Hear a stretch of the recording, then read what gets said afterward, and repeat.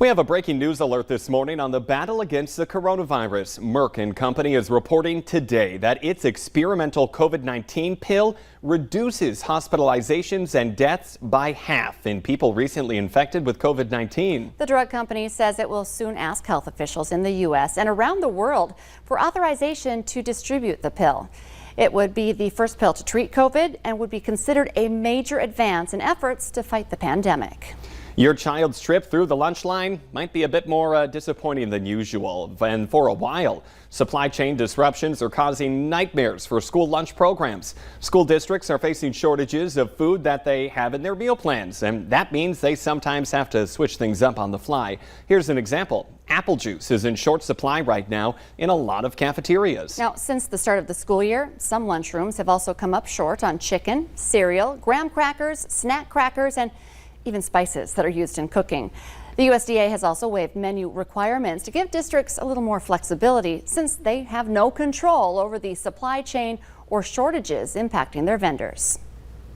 Congress avoided a government shutdown hours before this morning's midnight deadline. The House passed a stopgap measure to prevent the shutdown. The vote 254 to 175. That was yesterday afternoon. In addition to keeping the government open, the bill provides funds for victims of Hurricane Ida, as well as funds for Afghan refugees. Hours earlier, the Senate voted 65 to 35. That's a rare display of bipartisanship in both chambers in today's world. President Joe Biden signed the bill last night, officially avoiding that shutdown. But a stalemate, it still drags on. The House did not vote on President Joe Biden's trillion-dollar infrastructure bill last night, which aims to repair roads and bridges and address climate change. Debate on that bill will continue today. New this morning, a St. Cloud State University wrestler is facing assault charges after allegedly knocking a fellow student unconscious. 20-year-old Isaiah Orpeza is claiming that he acted out of self-defense and was defending himself and his girlfriend. The victim suffered multiple facial injuries, including a broken nose, jaw, and cheekbones. Court documents say Chad Waldrop told police the incident happened after he checked on a woman that he could hear arguing with a man, later determined to be Orpeza. Waldrop says as he was turning around to walk into his home, Orpeza then tackled him to the sidewalk and hit him several times. Orpeza was not immediately arrested following the assault. That led to outrage from Waldrop's family and friends on social media. New this morning, one driver is lucky to be alive after their vehicle was hit by lightning. The Minnesota State Patrol posted a picture of the damage, saying a bolt of lightning hit an SUV in Lyngby, Minnesota. You kind of see that dark spot on the top of the car in the middle there. The strike left a burn mark and fried the electronics in the vehicle. No one was injured. The National Weather Service says lightning can be 50,000 degrees Fahrenheit when it strikes. Let's check in now with meteorologist Lisa Green. 7 minutes before 7, and of course we've been dealing with some rain recently, and now you have a beautiful picture of fall colors. Yes, and we're going to get to take this in and enjoy some beautiful fall colors this weekend. Today, though, might not be the day to go out and do so because we do have more of that rain and potentially some lightning coming our way too. Here's a look at our headlines here for your Friday. So a few lingering showers and even, yes, some thunderstorms as we go into the afternoon. That's when storms will be more likely. And then a cooler day today too. Not quite as warm as we've been, but it's a one-day cool down. We've got some heat building back in and gorgeous conditions heading into your October weekend. It's your first weekend of October, by the way. So conditions that will be improving if you want to get outside. Here's a look at what we have right now on our radar. You can see there's basically two larger areas of rain, one in the northern part of Minnesota, and it is stretching into parts of our viewing area in the east, and then another one in southeastern North Dakota between Jamestown and Bismarck. We've got some of our heavier rain going on right now, but just west of Jamestown and western parts of Stutsman County up by the Medina area, we're looking at some showers there that are more steady and a little bit heavier affecting you. And this is lifting south to north, so this may be lasting for some time in that region. And you can see there's a line here. I'm going to move northward here, a line of showers that have been ongoing. Those have been lifting northward, so Mayville back into parts of Griggs and Steele County, more showers coming to you with some spotty rain rain there as well. Now, I mentioned over to the east, there was some rain and thunder well east of us, but some of the edge of this rain has been hanging around Bemidji for some time. It's been raining throughout the valley today in Bemidji. So be ready for the rain as you're stepping out the door there. And some of us will have to watch out for fog. Our view at the Dakota Magic Casino, a little bit lower visibility. Wahpeton has been near zero for some time this morning as well. So some hazards to watch out for. We've got rain reported in Bemidji and Jamestown. Our temperatures 50s and 60s here this morning. Let's check out our forecast for the bus stop. 60 degrees right now in Fargo. Have the rain gear ready on hand, even if it is going to be quiet. Fargo may be one of those places, at least for the morning hours, but check out the afternoon. Rain showers possible. And yes, thunderstorms as well coming up for the afternoon. But look at this weekend planner.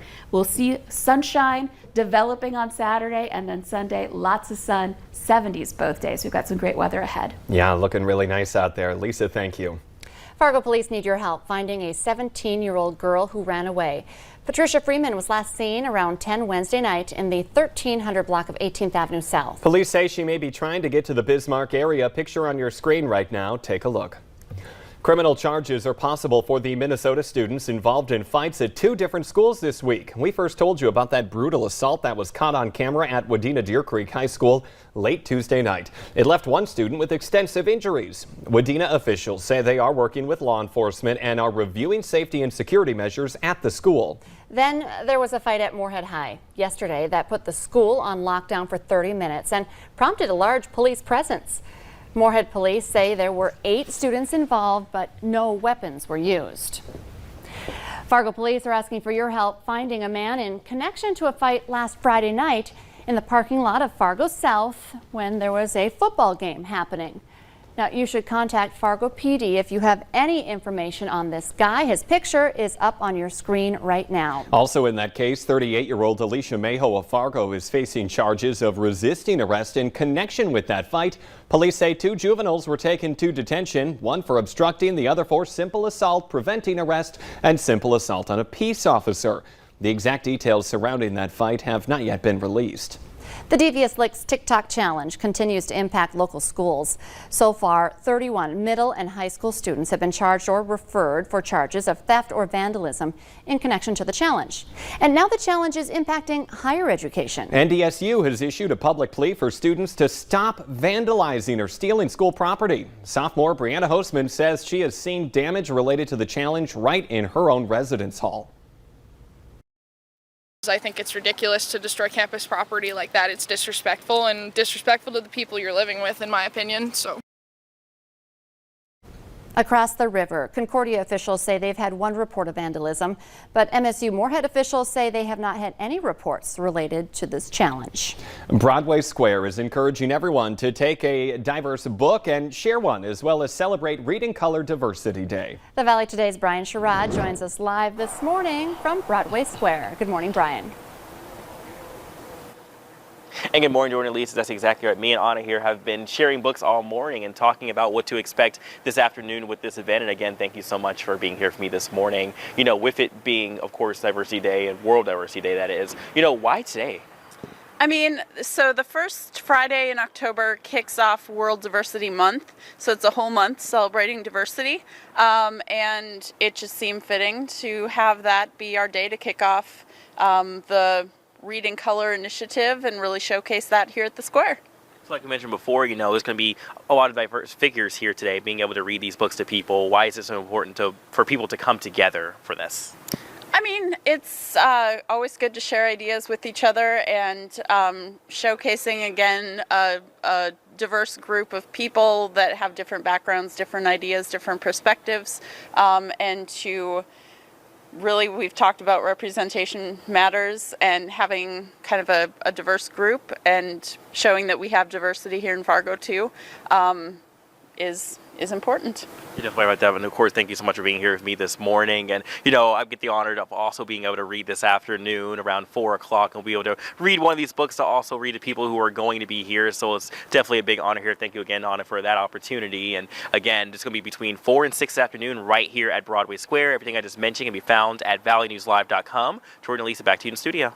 And Sherrod reporting live for us. Thank you. Let's get the answer now to our question of the morning on Facebook. That question that we have today is, when it comes to dating, 25% of us say this is a sign that things are getting serious. We're going to post the answer on our Valley News Live Facebook page in just 1 minute, so go there and check out the answer. And remember, the Today Show and CBS This Morning are just about to start, but the Valley Today rolls on. More live, up-to-the-minute news and weather for you coming up on the Fargo CW. Have a good Friday, everyone. Enjoy the weekend.